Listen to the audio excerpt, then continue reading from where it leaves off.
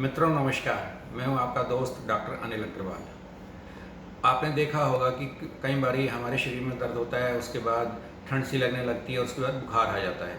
तो ये जो मसल्स के अंदर पेन हुआ है, ये तो बुखार की वजह से ही होता है, और इस तरह के और कोई वायरल इन्फेक्शन होता है या कोई बैक्टीरियल इन्फेक्शन हो तो उसकी वजह से शरीर में दर्द हो जाता है। लेकिन एक और भी कंडीशन होती है जिसके अंदर खाली रोगी को दर्द ही होता रहता है। मांसपेशियों के अंदर उसको वीकनेस लगती है, थकान लगती है, दर्द होता है। बस यही सिम्टम्स होते हैं, बाकी कोई और सिम्टम्स नहीं होते हैं। तो और ऐसा सब लोगों में नहीं होता है, बहुत कम रोगी होते हैं ऐसे जिनके अंदर ऐसा होता है।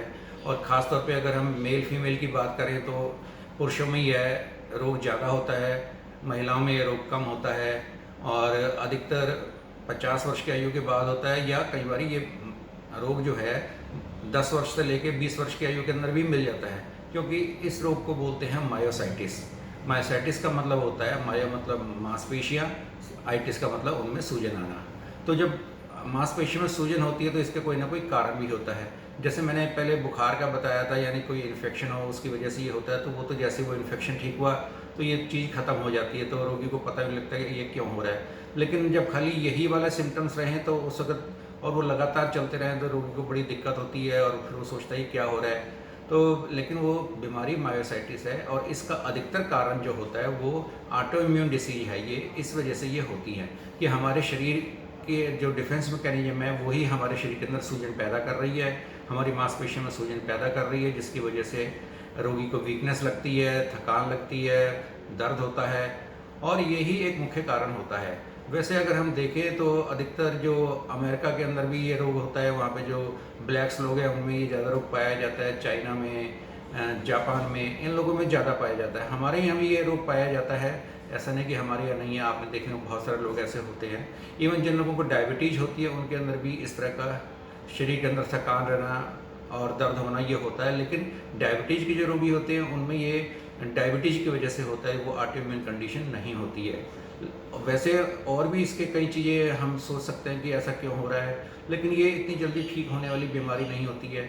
इसके साथ में मांसपेशियों के साथ साथ में अगर इसके साथ में स्किन भी इन्वॉल्व हो, या स्किन के ऊपर सिम्टम्स ज़्यादा आ रहे होते हैं, रैशेज ज़्यादा आ रहे होते हैं, लेकिन मसल्स के अंदर ज़्यादा दिक्कत नहीं होती है, तो उसे डर्मेटोमायोसाइटिस कहते हैं। और इस तरह से और भी होता है कि या तो मसल्स के अंदर इतना नहीं हो रही है दिक्कत, लेकिन आपके स्किन इन्वॉल्व हो गई, फेफड़े इन्वॉल्व हो सकते हैं इसके अंदर, आपके जॉइंट्स इन्वॉल्व हो सकते हैं जिनमें दर्द हो रहा है, वीकनेस हो रहा है। तो ये भी मायोसाइटिस की जो ऑटोइम्यून कंडीशन होती है उसमें ऐसा होता है। और इसके अंदर कुछ भी करें ये इतनी आसानी से ठीक नहीं हो पाती है, लेकिन होम्योपैथी में कुछ दवाइयाँ हैं जो बहुत ही अच्छा काम करती है। जैसे रेस्टोक्स है, अगर रोगी को चलने फिरने के बाद थोड़ा आराम पड़ जाता है, थोड़ी उसकी सूजन कम हो जाती है, तो उसके अंदर रेस्टोक्स बहुत ही अच्छा काम करती है। और कुछ रोगी ऐसे होते हैं कि उन्होंने थोड़ा बहुत भी काम किया और तो उनको दर्द बढ़ जाते हैं, और थोड़ा आराम कर लिया तो दर्द घट जाते हैं। तो ऐसे रोगियों के अंदर ब्राइनिया बहुत अच्छा काम करती है। और अगर ऐसे लगे कि सारे मसल्स के अंदर ऐसे दर्द हो रहा है जैसे किसी ने पीट दिया हो आपको, सारी जोड़ जोड़ दुख रहा है, जिस तरह कहते हैं ना, आपने देखा भी हो, कुछ लोग बोलते हैं मेरे को तो ऐसा लग रहा है जैसे मेरे को किसी ने बहुत डंडों से पीट दिया हो। तो ऐसे रोगियों के लिए आर्निका बहुत ही अच्छा काम करती है। इसके अतिरिक्त और भी अनेक दवाइयाँ हैं जो इसमें अच्छा काम करती है। मान लीजिए आपका मायोसाइटिस जो है वो स्ट्रेस से रिलेटेड हो, कि आपको जो स्ट्रेस बढ़ता है तो आपका ये रोग बढ़ जाता है, तो उस वक्त इग्नीशिया और नेट्रेम्यूर नाम की दवाइयाँ बहुत अच्छा काम करती हैं। जहाँ पे रोगी नमक ज़्यादा खाता है तो वो नेट्रेम्यूर अच्छा काम करेगी, और जहाँ पे वो नमक नॉर्मल खाता है तो वहाँ पे इग्नीशिया बहुत अच्छा काम करेगी।